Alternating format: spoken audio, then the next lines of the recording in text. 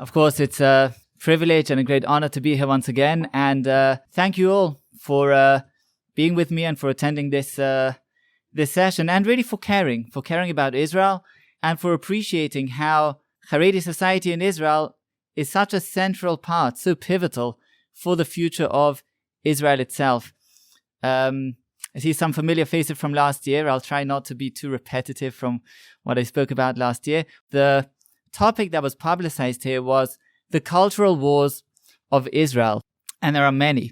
And many of them involve Haredi society, whether it's cultural wars concerning Shabbat, whether it's the general nature of the public space, whether it's the political battles over funding, which are also related, of course, to culture, whether it's questions of parades of one type or the other, and so on and so forth. There are many cultural issues in which Haredim are involved. And by way of introduction, I'd like to explain why those wars are a good thing, why we should be happy to see those cultural wars going on in Israel. And then if we have time, I'll be happy also to speak about them individually. Now, as a introduction, why are they good? So there's one basic concept that I would like to focus on, and that's the basic idea of taking responsibility, of personal responsibility. Now, I think that the idea of taking responsibility in a personal way is, on the one hand, a very conservative idea. We know that the institution of private property, the protection of private property, teaches us, men and women who generally have property, to take responsibility. The idea of limited government is predicated on the fact that we trust more individual members of society to run a decent society, even better than government would. The idea, the notion of individual freedom is, of course, based on the fact that people will take responsibility for themselves and for their surroundings. On the other hand, I also think, in my opinion, it's a very deeply Jewish concept. I say in my opinion, it reminds me of a discussion I had once with a friend, and I mentioned to him that I think that saying "in my opinion" is sometimes used too frequently. We should limit our use of "in my opinion" because it somehow takes away the responsibility we take for what we want to say. It's only my opinion, but other opinions are good, and maybe they're more correct than my opinion, and so on. Churchill, I think, used to quip, "In my humble opinion, but it's the only one I have," meaning, take it seriously. It's humble, but it's my opinion. He, of course, disagreed, and he finished off, "in my opinion." Okay, but in a Jewish sense, taking responsibility is a very basic idea. In the Garden of Eden, in Gan Eden, so HaKadosh Baruch Hu, Hashem, God places Adam Harishon in Gan Eden, and he says, "Le'avda u'le'shamra," to guard it and to work it. Le'avda, to work the garden, and to guard it, to take responsibility for it. Tonus Rufus, the Roman senator, he was the governor, provincial governor over Palestine, over what is today Israel. So he asked Rabbi Akiva, what works are more precious, are more important, those of God or those of man? So he was going towards an objection to circumcision. Why are we causing this defiling the human body, which is the work of God? But Rabbi Akiva preempted him and said, the works of man are more important. They're more significant because we are given the responsibility to care for the world and to perfect the world. That's a responsibility which is given to human beings. We know that God expects a person to take responsibility for himself, even before fearing God. The Talmud teaches us in Brachot, the Talmud says, Gadol ha'ne'eneh mi'yigei kapav, a person who enjoys the fruit of his own labors is greater, says the Talmud, mi'yirei shamayim, greater than somebody who fears God. Meaning, the very first responsibility that we have, taking care of ourselves, is something very precious to God. It's, perhaps we can say it in the following way, being God-fearing is taking responsibility for our spiritual life. But even before that, there's a basic level of taking responsibility for ourselves, which even preempts that level. Like Hillel, the elder, said, Im ein anili mili, if I'm not for myself, then who will be for me? The idea of taking responsibility for ourselves, a basic Jewish concept. Now, a few words about responsibility in the Haredi context, in the context of Haredi society. So, as we know, in the face of rampant secularism, in the face of a Zionist organization that was miraculously successful, thank God, in setting up a state, in defeating most of its Arab neighbors who participated in an outright war against the fledgling Jewish state. In the face of these huge challenges from the perspective of Haredi society, of Orthodox or ultra-Orthodox society, the strategy that Haredi society adopted in Israel was a strategy of focusing all of its energies internally on a small group, then it was just a few hundred families, of those who are wholeheartedly faithful to tradition. And this strategy was expressed in an isolationism that effectively separated Haredi Judaism from the rest of the Jewish people, and certainly from the rest of the state of Israel. Haredim built their own communities apart from everybody else, aside from everybody else. They had their own school system. Later, they even set up their own cities, concentrations, huge concentrations of Haredi uniformity. They abstained from taking part in the great task of nation building, of building those institutions that define the state of Israel. Of course, they don't serve in the IDF. I'm sure we'll have questions about that later. Most men don't participate even in the general workforce. Incredible, right? A majority of men, it bordered on 50%. It rose a little bit above. Now it's dropped a bit below. Don't participate in the general workforce. They even refrain from teaching in the schools those basic skills required for workforce participation. So, in other words, a conscious decision was made by Haredi society, whoever it is that made the decision, or however things happen. Not everything that happens is by force of a conscious and clear decision. Some things are processes that take place over time. But in any case, the strategy was to take responsibility for themselves alone and not for the rest of the Jewish people, not for the state of Israel. This was a radical shift. It's important to understand that this was a very radical shift, and it's very much specific to Israel. In Europe, in pre-war Europe, even though Haredi society was already present to some degree, but this focus, this very exclusive responsibility internally was something limited to Israel. In Europe, for example, the Chafetz Chaim, Rabbi Israel Meir of Radin, one of the most brilliant and most prominent leaders of Orthodox or of Haredi Judaism before the war, wrote books about Jews who are taken to the army. He writes letters about communities in which it's a given that people will work on Shabbat, and he writes letters. How can we minimize Shabbat violation given a circumstance of people who are working on Shabbat anyway? Meaning the sense of responsibility for the entirety of Klal Israel was very clear, was very tangible. Not so in Israel. In Israel, Haredi society, and of course by contrast with the strategy of the religious Zionist group, which had a altogether different strategy. Happy to speak about the comparison or the contrast later on. But for Haredim, the strategy was we take responsibility only for the internal group.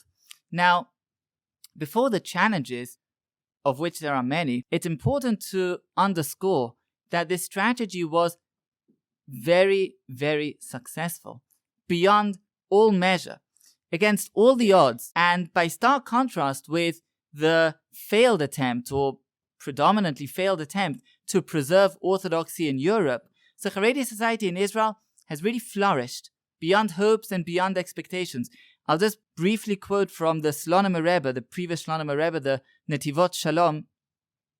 He writes as follows. He says, the matter of Kollel students, those who are in full-time Torah study, whose Torah is their vocation, he writes, is among the wonders of our generation. He says, reason cannot fathom this phenomenon. He says, this inexplicable revolution continues to prosper such that most Torah students remain in the tent of Torah, maintaining the trend for their entire lives.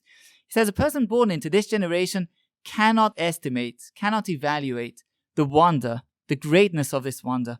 Only those who knew previous generations stand in amazement, he writes, astonished at the wondrous vision realized before our eyes. It's really been a story of unprecedented and very much unheralded and entirely unexpected flourishing and growth. And you look around today in Jerusalem neighborhoods, around the country, in fact, not just in Jerusalem, in cities like Elad and Kiryat Sefer and Beitar Illit and, of course, Bnei Brak and so on and so forth. Massive concentrations, a certain vitality, a very beautiful, I think, community life, which can be envied by many, and also a very strong dedication to those values that underlie, that undergird what it means to be a member of Haredi society. However, success itself came with a heavy price tag. The cost of Haredi success, of the success of this strategy, is paid in the currency of responsibility on 3 levels. The first level of taking responsibility is the one we mentioned before, a person who enjoys the fruit of his own labor, fundamental responsibility for the home itself. As Haredi society grew, so of course jobs became more and more scarce. Today, even a brilliant Torah scholar will not have any clear vector for a career, whether within Torah scholarship or outside of it. He won't be able to envisage really finding a job. Where is this leading me?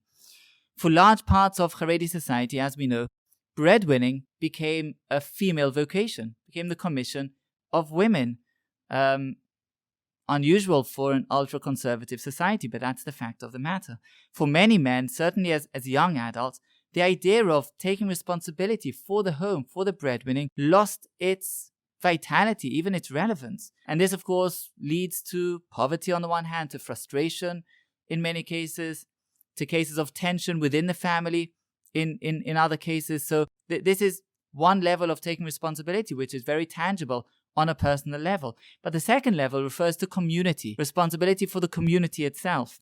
Because most of its constituent members are beneath the poverty line. Again, without getting into whether the poverty line is an effective measure of poverty, but just in terms of numbers, it means something, it's relevant. And that means that the core institutions of Haredi society have become dependent on external funding, most notably the greatest funder in the history of the world, the planet of Torah study, which is the State of Israel, right?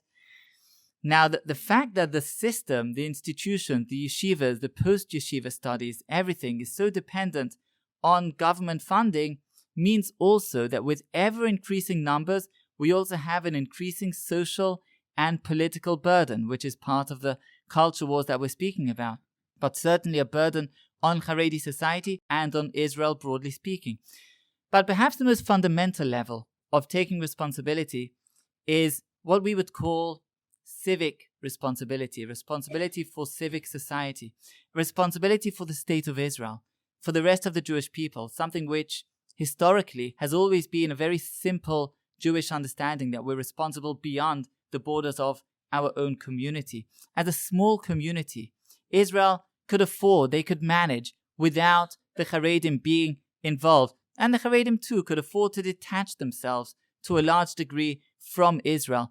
But today, neither side of the equation remains true. Neither side can really afford to go on. Israel needs the Haredim to be involved in its own society building, institution building, economic building. The economics is very simple. For sustained growth, the Haredim, as they grow, as their part of the population grows, I didn't preface this year, but what we know today, that Haredim are more than a quarter of the school system, a quarter of the entire school system in Israel. More than a quarter is Haredi education. It's really huge, and this is, if today Haredim are something like 12% of the population, that will grow as time goes on. I gave numbers last year. I haven't looked them up now, but take the numbers from last year and add on a bit more. This is where we are. So in an economic sense, it's urgent, but it's also urgent in the sense of Israel as the nation state of the Jewish people. Just performing that purpose as the years go by will need the Haredim to be a part of the project. But Haredim also need to be a part of Israel, not just for their own vitality. Of course, we all need the same MRI machines. We all need the same security and robust defense systems. We all need the same infrastructures. We all sit on the same state budget. That's clear. But even for the realization of Haredi society within, as a part of the greater Jewish nation, the greater Jewish body, which is at the end of the day a very obvious calling even of Haredi society. So what needs to be done? What basically the situation right now is that Haredi society has set up this great Noah's Ark, right? Last week's parasha, right? It's a great Noah's Ark which protects it from the raging flood outside of Western liberalism, of Western values, and so on. Now, we know that Noah was a very righteous person, right? The Torah tells us, Tzarich Iyun, he was a righteous person. But while righteous and very compliant, Torah says several times that he complied. He did exactly what God instructed him. He was very compliant. But on the other hand, he wasn't able to really initiate. Unlike Abraham, Noah didn't fight for the generation. He didn't try to save them. In fact, even when he was in the ark, and when he knew that the waters had subsided, right? He sent out the raven and he sent out the dove. He knew the waters had subsided, and nonetheless, he didn't leave the ark. It's quite amazing. He stayed there until he was instructed by God to leave the ark. So he was righteous, but he was a passive righteous person. And this was extremely prominent when it was up to him to rebuild the world. And of course, he kind of escaped from that duty by planting a vineyard consciously and becoming drunk. This is not how we build a new society. And of course, with tragic results. And contrast that with this week's parasha with Abraham, who was the initiator par excellence. He was Av Hamon Goyim. He became the father to many nations. He invited people to his home and he taught them faith. He argued with God about the destruction of Sodom. He tried to do everything he could. He fought battles to save his own kindred and so on. He was the true initiator. And the Haredi Ark, the Haredi Noah's Ark, has definitely supplied us with a very strong starting position. The strategy has been successful. It has provided Haredi society with a very strong platform, with a very good springboard in terms of its own moral, if you want, conservatism, in terms of its ability to bring up children in a very clean and a very admirable kind of environment that many of us, again, I say us, I'm not sure exactly where to put myself, but many people would envy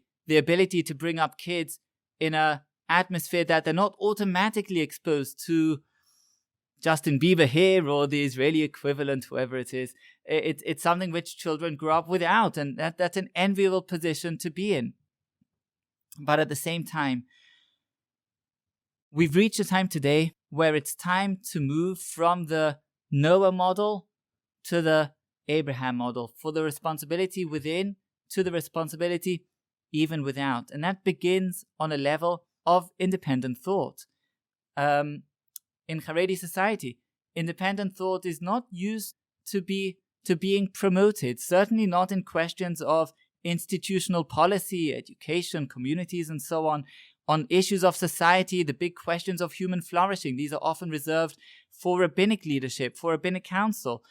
When we established the journal that Ami had mentioned before, Tzarich Iyun, which is a journal that really deals with the big questions, both internally and externally, one of the main critiques that I received was the critique that this was wrong by definition.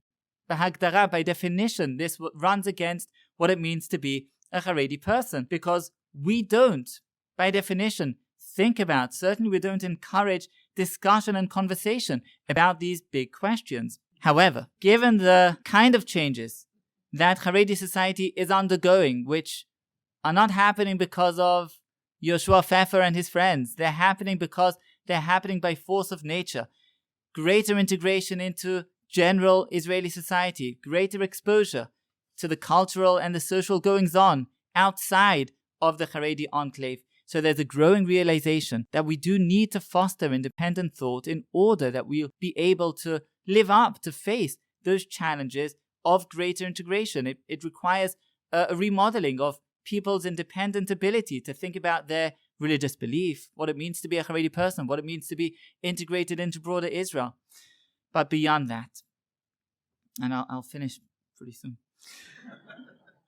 Beyond the level of ideas, Haredi society also needs the internal initiative, the courage and the initiative to push ahead the kind of institutions, the kind of changes in the field that have to happen in order to allow us, Haredim, to retain our own values in changing circumstances. When some accuse, this is the classic accusation, you're coming to change Haredi society, right? You're coming to reform Haredi society. So I'm always tempted to quote Burke, right? Of course, we need a disposition to preserve, but we need the ability to improve, because without the ability to improve, you won't be able to preserve. It's obviously a bad idea to quote Burke, right? But I rely more on the Vilna Gaon. The Vilna Gaon writes on the pasuk in Proverbs in Mishlei, Orach Chayim lemala lemaskil, the way of the wise is upwards, says the passage in Mishlei, leman sur mish'ol mata, in order to avoid falling down into Sheol, grave, or however we translate it. And the Vilna Gaon says the only way to refrain from going down is to move up. He says there's no neutral in the human condition, and that's true, of course, in a personal sense. We have to be moving up. We have to try the whole time to improve, but it's true also in a social sense. It's true also in a society-wide, on the society-wide level, that cannot fail to be in flux, that cannot fail to be dynamic. And the way of preserving is by effecting positive change. An absence of social advancement is a sure recipe for social decay. My impassioned speech generally didn't help so much, and still get harassment calls at 3 a.m. But where from, by the way? Where do these calls come from? One guess? Okay, but where are they? Where do they live? Williamsburg. Because number one, then nobody gets into legal troubles, right? It's coming from Williamsburg. Number two, to call it 3 a.m. is not easy when you're in Israel, but the time difference is pretty. So I have all these great conversations in Yiddish with these Satmar Hasidim. It's a privilege. To the point, where will the social change come from? So some parts of Haredi society believe they're going to come from government. We need government to save us. Especially Knesset members, they turn to government. That's what they know to do, get funding from government. It hasn't proven itself. I'll just quote one example from the last couple of months, where the state controller, Mevaker HaMedina, he put out a report about the state of what's known as Haredi academia, all these Haredi colleges set up to get Haredim involved in academic studies. Government has already spent more than 1 billion shekel, close to 2 billion shekel on this project. The numbers speak for themselves. First of all, the biggest challenge is, of course, Haredi men who are generally not integrated in the workforce. In the entire project, only 20% of people going into academia are Haredi men. The rest are Haredi women. Of the 20% of men going into into academic colleges, only 25% of that 20% actually finish. 75% of them drop out before they make it to the end. Of the women, by the way, of that 80%, approximately 50% study education, degrees in education. How many of those studying degrees in education actually work in the field? 10%. So you can imagine what a waste of resources this is. The recommendation is, of course, need to spend more. Government-style thinking. The way forward is only through private initiative. If government would be thinking clearly or would get wise, it would encourage, it would fund in different ways private initiative. It's generally not doing that. And therefore, this is something that we've been trying to do in the last couple of years. Really try to mobilize, to really try to get people in the field who face the challenges themselves, who understand the difficulties, who realize what the stakes are, and are also part of the society, and understand how best to mobilize, how best to get things moving, for them to set up their own institutions, their own projects, whether it's schools, whether it's projects that teach innovation to those who are not going to get degrees, whether it's projects to deal with family health in Haredi society, and so on and so forth. All of these are projects that we've had the merit of being involved with, and we've only met a small fraction of the people who are out there and ready to do this, but they need to be incentivized. They need to be encouraged. That's where it's going to come from. Together, this is the way in which we'll be able to create the kind of progress that Haredi society needs and that Israel needs so desperately. And let me say a word about the culture wars, because at the end of the day, it's on the title for the lecture. So let me say a good word for culture wars. In the time of Rav Shach, Rav Elazar Menachem Shach, he was a mythological leader in Haredi society. So Rav Shach said he instructed his Knesset members, we're not getting involved in any aspects of Israeli society. We're there for our own preservation, right? Nuli Yavne v'chachamea, like Rav Yochanan ben Zakkai said. And therefore then there were much less culture wars going on. Haredi society wasn't interested in cinemas, whether they're opening on Shabbat or not opening on Shabbat. It wasn't interesting. Some people thought it was interesting. Rav Shach closed it down. He said, that's not interesting for us. They were not interested in public transportation on Shabbat. They were not interested in other basic cultural issues that were going on today. Today things are different. Even if Knesset members might sometimes try to follow the similar strategy that was operational in the past, it doesn't get past the Haredi public. The Haredi public today feel much more Israeli. Again, it's a factor, it's a result of their strength. It's a result of the fact that they're speaking Hebrew in a Hebrew-speaking country, and they're feeling a part of it, and they're feeling responsible for it. And true, that feeling of responsibility brings along culture wars. So be it. We should welcome those culture wars. Of course, they should be fought in a civil way. Of course, they require mutual respect from both sides. And I think that respect will come naturally the more that Haredi society is integrated in general society. The more people meet one another, the more that respect will naturally be fostered. That's the hope. Certainly that's what I've been seeing. That's my experience. My experience as a student at Hebrew U, today as a lecturer at Hebrew U. My experience with many friends who are integrated, who are part of, whether it's academia or the workforce or even the IDF. The very presence, the very fostering of discourse, of conversation, even though there are big issues.